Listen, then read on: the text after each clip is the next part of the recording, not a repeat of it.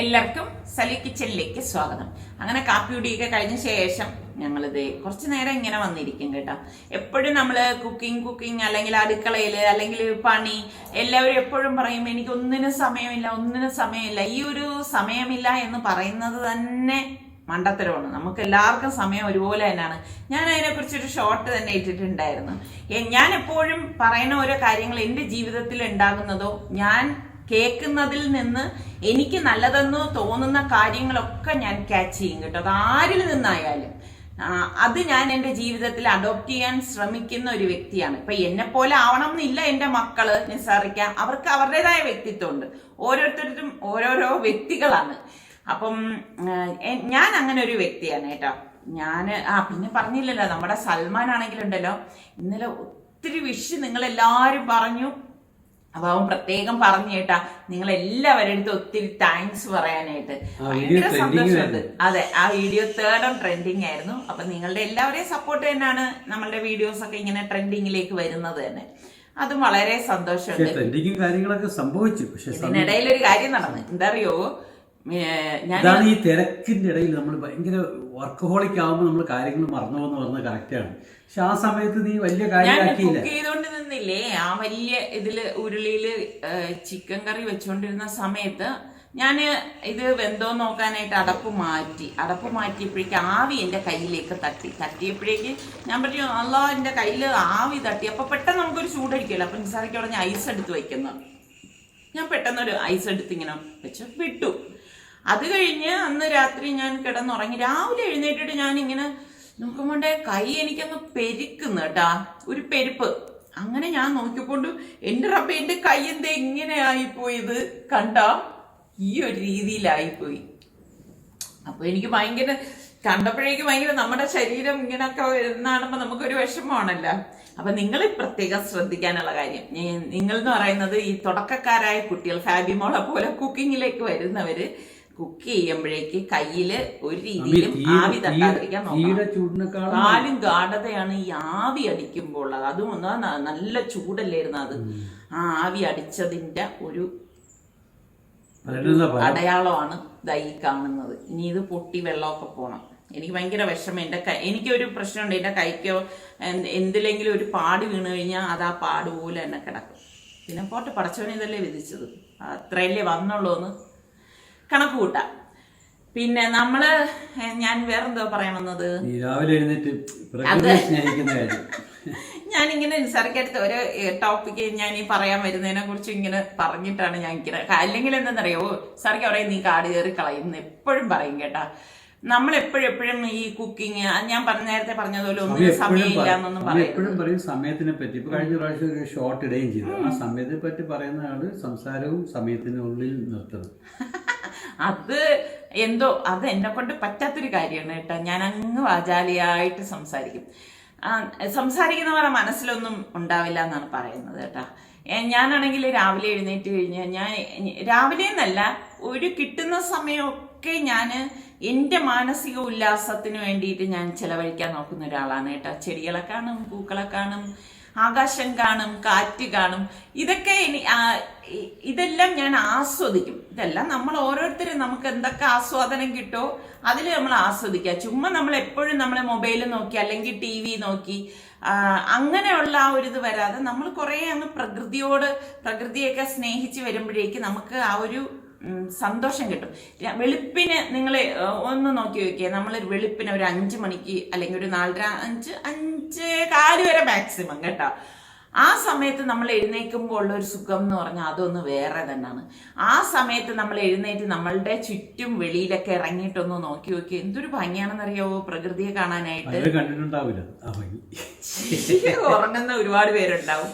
പക്ഷെ എനിക്ക് അതിനോടൊക്കെ വിയോജിപ്പാണ്. ഞാൻ എൻ്റെ മക്കളുടെ അടുത്തായാലും ഞാൻ പറയും അങ്ങനെയൊന്നും കിടന്നുറങ്ങാൻ പാടില്ല, രാവിലെ നമ്മൾ എഴുന്നേക്കണം. അതിന്റെ ഒരു ഐശ്വര്യം എന്ന് പറഞ്ഞാൽ അതൊന്നും വേറെ തന്നെയാണ്, പ്രത്യേകിച്ച് നമ്മള് സ്ത്രീകള്. പിന്നെ അതൊക്കെ സംസാരിച്ചോണ്ട് നമുക്ക് ഉച്ചയ്ക്ക് വയറിനറിയില്ല. ഇന്ന് ഭയങ്കര ലൈറ്റ് ആയിട്ടുള്ള ഒരു കുക്കിംഗ് ആണ്. പിന്നെ എന്താ അറിയുമോ, നമ്മുടെ സബ്സ്ക്രൈബേഴ്സിൽ അല്ലെങ്കിൽ നമ്മുടെ വ്യൂവേഴ്സിൽ ഒരുപാട് പേര് പുതിയ ആൾക്കാരുണ്ട്.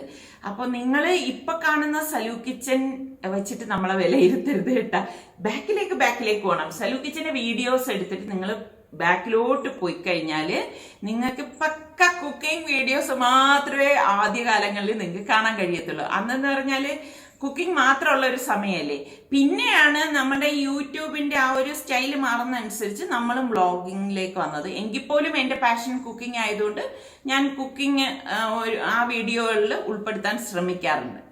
അപ്പൊ എന്തായാലും കാണാത്തവരുണ്ടെങ്കിൽ ഒന്ന് കയറി കണ്ടു നോക്കണം കേട്ടോ. ഞാൻ ഇപ്പൊ നമ്മുടെ യൂട്യൂബ് ചാനൽ തുടങ്ങിയിട്ട് ഇപ്പം 9 വർഷം കഴിഞ്ഞിട്ടുണ്ട്. അപ്പം നിങ്ങൾ ബാക്കിലേക്ക് ഒരുപാട് നല്ല നല്ല കിഡിലൻ റെസിപ്പികളൊക്കെ നിങ്ങൾക്ക് കിട്ടും, അതിൽ ഒരു സംശയമില്ല കേട്ടാ. അപ്പോ ഇനി ഞാൻ സിമ്പിളായിട്ടുള്ള കുക്കിംഗ് ആണ് ഇന്ന് കാണിക്കാൻ പോണത്. അപ്പൊ ഞാൻ ഇനിയിപ്പോ കുക്ക് ചെയ്യാനായിട്ട് പോവാണ്. അപ്പം ഞാൻ ചോറ് കുക്കറിലേക്ക് വെക്കാണ്. കുക്കറിനുള്ളിൽ ഇതുപോലെ കുറച്ച് ഒരു വിരൽ പൊക്കത്തിന് വെള്ളം വെച്ച ശേഷം കലത്തിൽ അരി കഴുകിയിട്ട് വെള്ളവും വെച്ചിട്ട് ഇനി ആ കലവും മൂടും കുക്കർ മൂടി വെയിറ്റ് ഇട്ടിട്ട് അരമണിക്കൂർ. ഞാൻ എപ്പോഴും പറയുന്നാൽ കുറേ പേർക്ക് ഡൗട്ടാണ് കേട്ടാ. കറക്റ്റ് അരമണിക്കൂർ ആകുമ്പോൾ ഗ്യാസ് ഓഫ് ചെയ്ത് സ്റ്റീം പോയ ശേഷം അത് പിന്നെ എടുക്കത്തുള്ളൂ. അപ്പം ഇതിനിടയിൽ ഞാൻ കുറച്ച് വെണ്ടയ്ക്ക കഴുകി എടുത്ത് വെച്ചിട്ടുണ്ടായിരുന്നു. അപ്പോൾ വെണ്ടയ്ക്ക കൊണ്ട് ഒരു ഐറ്റം ഉണ്ടാക്കാമെന്ന് വിചാരിച്ചു. ഇവിടെ നിസാർക്കും റിസ്വാനും വെണ്ടയ്ക്ക ഭയങ്കര ഇഷ്ടമാണ് കേട്ടോ. അപ്പം വെണ്ടയ്ക്ക ഇഷ്ടമുള്ള എത്ര പേരുണ്ട്? ഓരോരുത്തർക്ക് ഓരോരോ വെജിറ്റബിൾസിനോടാണ് ഒരു പ്രിയം അല്ലേ. എനിക്കാണെങ്കിൽ ഈ പാവയ്ക്കാണ് ഏറ്റവും ഇഷ്ടം കേട്ടോ. പക്ഷെ ഇവിടെ ആരും പാവയ്ക്ക കഴിക്കത്തില്ലെന്നേ, ഇവരൊക്കെ അതിനങ്ങ് നീക്കി വെക്കും. അപ്പൊ കയ്പുള്ള വെജിറ്റബിൾ ആണെങ്കിലും എന്തെല്ലാം ഗുണങ്ങളാണ് പാവയ്ക്കുള്ളത്, അതൊന്നും ഇവരുടെ അടുത്തൊന്നും പറഞ്ഞ് ഇവർക്ക് ആർക്കും മനസ്സിലായില്ല എന്നുള്ളതാണ്. എന്നിട്ട് ഞാൻ നിർബന്ധം പിടിപ്പിച്ചാണ് ഇവരെയൊക്കെ ഇതൊക്കെ കഴിപ്പിക്കുന്നത്. അപ്പൊ വെണ്ടയ്ക്ക ഇതെല്ലാം ഇതുപോലെ ഈ ഒരു കനത്തിൽ കട്ട് ചെയ്ത് എടുക്കുകയാണെ, തീരെ കനം കുറയ്ക്കത്തില്ല. അപ്പൊ വെണ്ടയ്ക്കയിലേക്ക് ഞാനിതാ പച്ചമുളക് ഒന്ന് അരിഞ്ഞിട്ട് കൊടുക്കാണ്. നമുക്ക് എരിവിന് ആവശ്യത്തിനുള്ളത് എടുത്താൽ മതി കേട്ടോ. അപ്പൊ അത് മാറ്റി വെച്ചിട്ട് ഞാൻ പാവയ്ക്ക എടുത്തിട്ടുണ്ട്. പാവയ്ക്ക ഒന്ന് വളരെ കനം കുറച്ചിട്ട് വട്ടത്തിന് അരിഞ്ഞെടുക്കുകയാണ് കേട്ടോ. അപ്പൊ അതിന്റെ നടുക്കുള്ള കുരു വലിയ കുരു ആണെങ്കിൽ അതൊന്ന് മാറ്റിയിട്ട് വേണം നമുക്ക് ഇതുപോലെ അരിഞ്ഞെടുക്കാനുള്ളത്. മൺചട്ടി അടുപ്പത്തേക്ക് വെച്ച് ചൂടാകുമ്പോഴേക്ക് 2 ടേബിൾ സ്പൂൺ വെളിച്ചെണ്ണ ഒഴിച്ചു കൊടുക്കുക. എന്നിട്ട് നമുക്ക് കടുകും ഉലുവയും ഇട്ട് പൊട്ടിച്ചു കൊടുക്കണം. അതിനുശേഷം നമുക്ക് കുറച്ച് ഇഞ്ചിയും കറിവേപ്പിലയും കൂടി ഞാൻ ഇട്ട് കൊടുക്കണം. ഇഞ്ചി ചെറുതായിട്ട് അരിഞ്ഞെടുത്തതാണ്. ഇതോടൊപ്പം തന്നെ വെളുത്തുള്ളിയും കുഞ്ഞായിട്ട് അരിഞ്ഞ 2-3 വെളുത്തുള്ളി അല്ലി മതി കേട്ടോ. അതും കൂടി ഇട്ടിട്ട് ഇതൊന്ന് വഴറ്റി കൊടുക്കാം. അപ്പൊ ഈ ഇഞ്ചിയും വെളുത്തുള്ളിയൊക്കെ ഇടുമ്പോൾ നല്ല ടേസ്റ്റ് ആണ് കേട്ടോ ഈ ഒരു കറിക്ക്. അതിനുശേഷം നമുക്ക് നമ്മളുടെ ഈ പാവയ്ക്ക ഉണ്ടല്ലോ, ഒരു പാവയ്ക്കയാണ് ഞാൻ എടുത്തത്. ഒരു പാവയ്ക്കയുടെ ആവശ്യം വരത്തുള്ളൂ കേട്ടോ. ഒരു 5-6 പേർക്ക് കഴിക്കാനാണെങ്കിൽ ഇത് മതി കേട്ടോ. എന്നിട്ട് പാവയ്ക്ക ഇട്ടിട്ട് വറ്റൽമുളകും കൂടി ഈ സമയത്ത് ഇട്ടിട്ട് നമുക്കൊന്ന് വഴറ്റി കൊടുക്കാം. അപ്പൊ വളരെ കനം കുറച്ച് നമ്മൾ അരിഞ്ഞെടുത്തത് കൊണ്ട് തന്നെ പാവയ്ക്ക പെട്ടെന്ന് നമുക്ക് വഴണ്ടി കിട്ടും കേട്ടോ. എന്നിട്ട് ഞാൻ ഇതിലേക്ക് കല്ലുപ്പാണ് ഇട്ട് കൊടുക്കുന്നത്. അതിനുശേഷം നമുക്ക് വീണ്ടും ഒന്ന് വഴറ്റിയെടുക്കാം. അപ്പൊ ഉപ്പ് ചേർത്ത് കഴിയുമ്പോഴേക്ക് കുറച്ചൊരു വാട്ടർ കണ്ടന്റ് അതിൽ നിന്ന് തന്നെ വരും കേട്ടോ. അപ്പോൾ അടിക്ക് പിടിക്കാതിരിക്കാൻ പ്രത്യേകം ശ്രദ്ധിച്ചേക്കണം. അതിനുശേഷം ഒന്ന് പെട്ടെന്ന് വേഗം മൂടി വെച്ചു കൊടുക്കാനേ. അപ്പം ഇടയ്ക്കൊന്ന് മൂടി തുറന്നിട്ട് വീണ്ടും ഞാൻ ഒന്ന് ഇളക്കി കൊടുക്കുകയാണ്. അപ്പോൾ പാവയ്ക്ക ഓൾമോസ്റ്റ് വെന്ത് വരുന്ന സമയത്ത് നമുക്ക് 1/2 ടീസ്പൂൺ മഞ്ഞൾപ്പൊടിയും 1/2 ടീസ്പൂൺ വറുത്ത് പൊടിച്ച ഉലുവാപ്പൊടിയും കൂടി ഞാൻ ഇട്ട് കൊടുക്കുന്നുണ്ട്. എന്നിട്ട് ഇതുപോലെ ഒന്ന് ഇളക്കി കൊടുക്കാം. അപ്പൊ ഇതിലേക്ക് ഇനി നമ്മൾ മറ്റു പൊടികൾ ചേർക്കില്ല. 2 പച്ചമുളകും കൂടി വട്ടത്തിൽ അരിഞ്ഞത് ഞാൻ ഇതിലേക്ക് ഇട്ട് കൊടുക്കുന്നുണ്ട്. ചെറിയ പച്ചമുളകാണ് കേട്ടോ.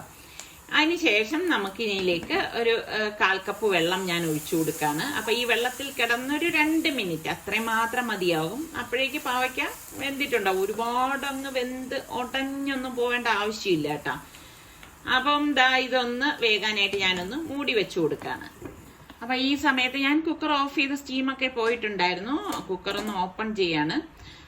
ഇനിയിപ്പം നമുക്ക് വേറൊന്നുമില്ല, അടപ്പ് മാറ്റിയിട്ട് ഇപ്പം എൻ്റെ ചോറ് നിറഞ്ഞിരിക്കുകയാണ്. അപ്പം ഞാൻ ആ കുക്കറിലിരിക്കുന്ന വെള്ളം ഇതിലേക്ക് ഒഴിച്ച ശേഷമാണ് ഊറ്റിയെടുക്കാനായിട്ട് പോണത് കേട്ടോ.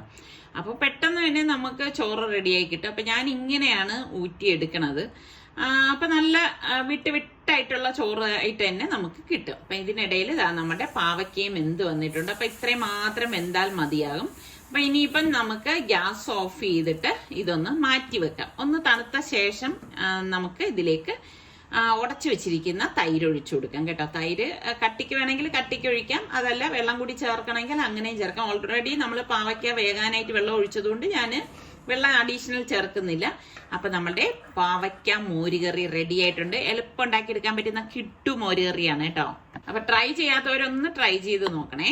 പിന്നെ ഞാൻ മറ്റൊരു മൺചട്ടി അടുപ്പത്തേക്ക് വെച്ചു.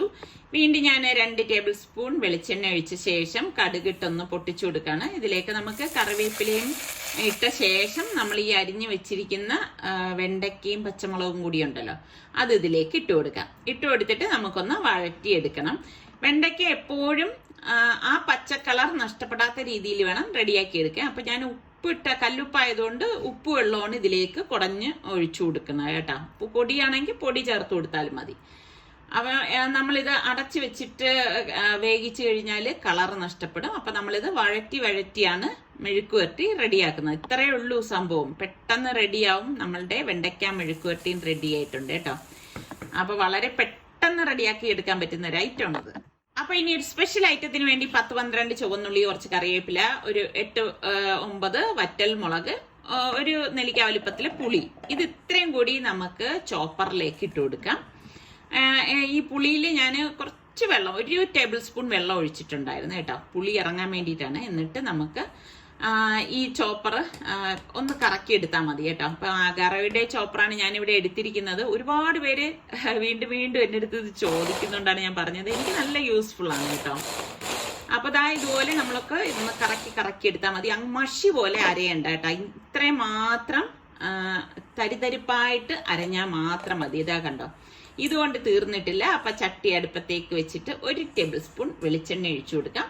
വെളിച്ചെണ്ണ ഒന്ന് ചൂടാകുമ്പോഴേക്കും നമുക്ക് ഈ ചോപ്പ് ചെയ്ത് വെച്ചിരിക്കുന്നത് ഇതിലേക്ക് ഇട്ട് കൊടുക്കാം.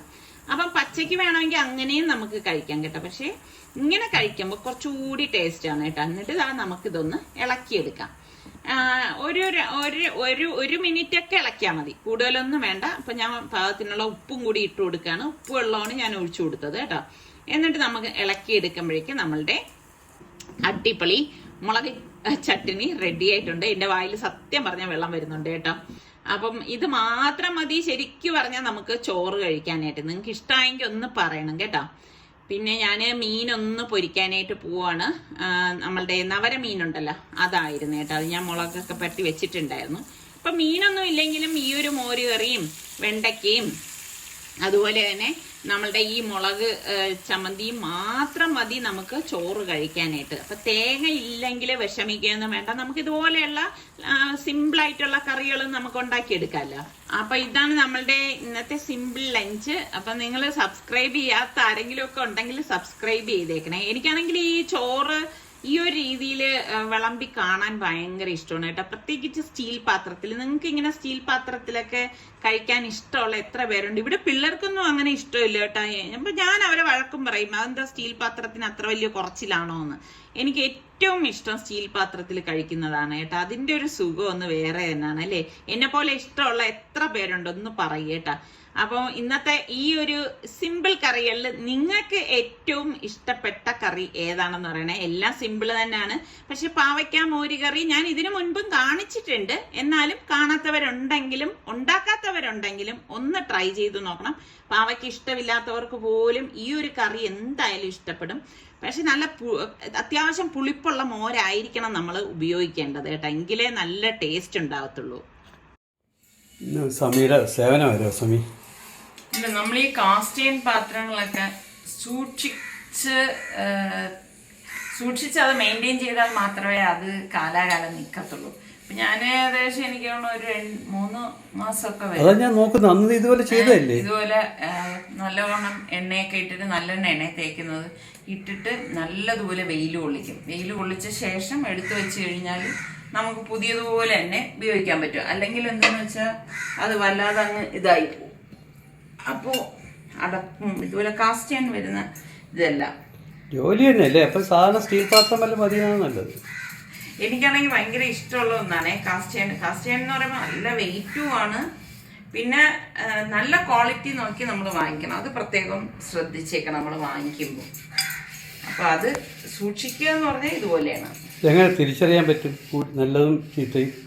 അത് നമുക്ക് നോക്കുമ്പോ അറിയാം. വെയിറ്റ് ഉണ്ട്. പിന്നെ വെയിറ്റ് കൊണ്ടല്ല, വെയിറ്റ് കൊണ്ട് ഒരിക്കലും അങ്ങനെ കാസ്റ്റ് ചെയ്യാൻ നല്ലതാണോന്നൊന്നുമില്ല.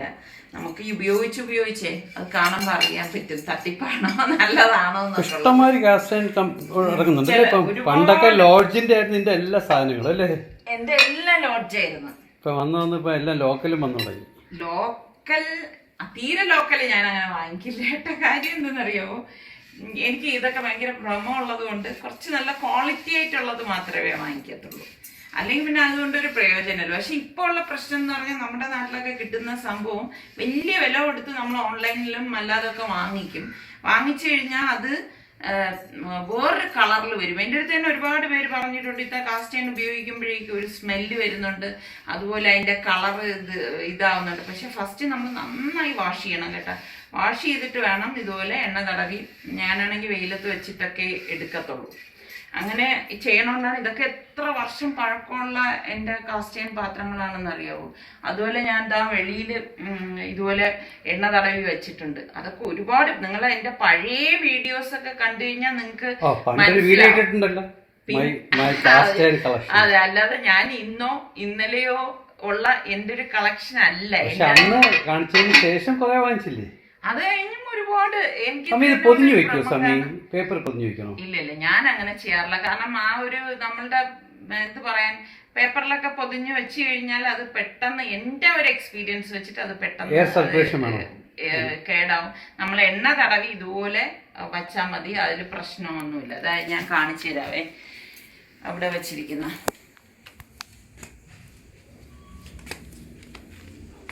ഇതൊക്കെ ചെയ്തല്ലേ. ഇതുണ്ട്, ഇതൊക്കെ ലോഡ്ജിൻ്റെ ഇടാനാണ്. ഇത് ഞാൻ ഐക്കിയെന്ന് വാങ്ങിച്ചതാണ്, ഭയങ്കര ഇഷ്ടമുള്ളതാണ് കേട്ടോ. എൻ്റെ അടിയിലൊക്കെ ഇങ്ങനെ നമ്മൾ ഗ്യാസിൽ വെക്കുമ്പോൾ ഇതായിപ്പോൾ. ഇതൊക്കെ ഒരുപാട് വർഷം പഴക്കമുള്ളതാണ് കേട്ടോ എൻ്റെത്. കണ്ട ഇപ്പോഴും നല്ലതുപോലെയാണ് ഇരിക്കുന്നത്. അത് നിങ്ങൾക്ക് എൻ്റെ വളരെ പഴം, നമ്മൾ അബുദാബിയിൽ നിൽക്കുമ്പം അന്നും അവിടെ വരുത്തിച്ചതാണ്. പിന്നെ ഇതുപോലുള്ള സ്കില്ലറ്റ്, എൻ്റെ കാസ്റ്റ് ഇതെല്ലാം ഞാൻ പറഞ്ഞില്ലേ, ഞാൻ പെട്ടെന്ന് വാങ്ങി കൂട്ടിയ ഒന്നൊന്നുമല്ല, ഒരുപാട് വർഷം പഴക്കമുള്ള സംഭവങ്ങളാണ്. അപ്പോൾ ഇതൊക്കെയാണ് നമ്മളുടെ ഇന്നത്തെ വിശേഷങ്ങൾ. നിങ്ങൾക്ക് ഇഷ്ടപ്പെട്ടിട്ടുണ്ടെങ്കിൽ ലൈക്ക് ചെയ്യാനും ഷെയർ ചെയ്യാനും ഒന്നും മറന്നു പോകരുത് കേട്ടോ. അപ്പോൾ നമ്മളുടെ ചാനൽ സബ്സ്ക്രൈബ് ചെയ്യാത്ത ആരെങ്കിലും ഉണ്ടെങ്കിൽ സബ്സ്ക്രൈബ് ചെയ്യാൻ വേണേ. അടുത്ത് നല്ല റെസിപ്പിയോ വ്ളോഗായിട്ടൊക്കെ കാണാം. അതുവരയ്ക്കും എല്ലാവർക്കും ബൈ.